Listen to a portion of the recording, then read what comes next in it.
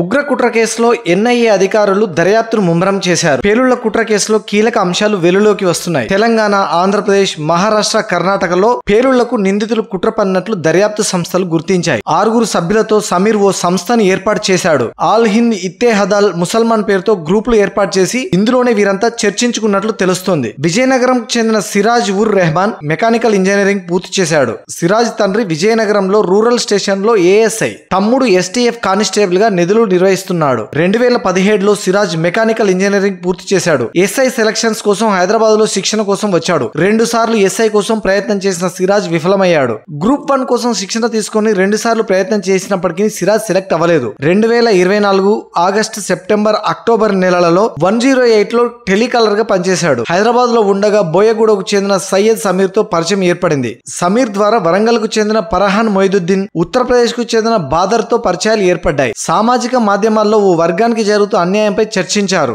గత ఏడాది నవంబర్ 22న సమీర్, సిరాజ్ ముంబైకి వెళ్లి ఓ 10 మందిని కలిశారని, అద్నాన్ కురేసి, దిల్షాన్, మొహిషిన్ షేక్, జిహార్ అలియాస్ అమన్ కలిసి ఓ లైవ్ షోకు హాజరైనట్లు తెలుస్తుంది. అలాగే షహబాజ్, జిషాన్ తదితరులను కలిసేందుకు జనవరి 25న ఢిల్లీ వెళ్లిన సమీర్, షహబాజ్ విదేశాలకు వెళ్లిపోయాడని తెలిసి మరుసటి రోజు మండూలికి వెళ్లి సల్మాన్ ను కలిసినట్లు దర్యాప్తు సంస్థలు తెలిపాయి. సౌదీలో ఉంటున్న అబూ ముసబ్ సూచనల మేరకు సిగ్నల్ యాప్ లో తరచూ మాట్లాడుకునేవారని సమాచారం. రసాయన పదార్థాలు ఉపయోగించి ఐఈడీలు తయారు చేయాలని నిర్ణయించారు. ఇందులో భాగంగా ఆన్లైన్ ద్వారా పేలుడు పదార్థాలను తెప్పించాడు సిరాజ్. ఆన్లైన్ లో బాంబులు ఎలా తయారు చేయాలనే దానిపై కొన్ని వీడియోలు చూసి వాటి ద్వారా కొన్ని బాంబులను తయారు చేసి కొన్ని చోట్ల ట్రయల్స్ కూడా నిర్వహించినట్టు తెలుస్తుంది. విజయనగరం రంపచోడవరం ప్రాంతంలో ఈ ట్రయల్స్ నిర్వహించినట్లు గుర్తించారు పోలీసులు. సిరాజ్ ఈ ట్రయల్స్ నిర్వహించినట్లు దర్యాప్తులో తేలింది. జిహాదీ చర్యలో భాగంగా అవసరమైతే ప్రాణత్యాగం చేయాలని సిరాజ్, సమీర్లు నిర్ణయించుకున్నట్లు తెలుస్తోంది. ఈ కేసులో ఎన్ఐఏ దర్యాప్తు మొదలైన నేపథ్యంలో ఈ ఇద్దరిని కస్టడీకి తీసుకోవాలని భావిస్తుంది.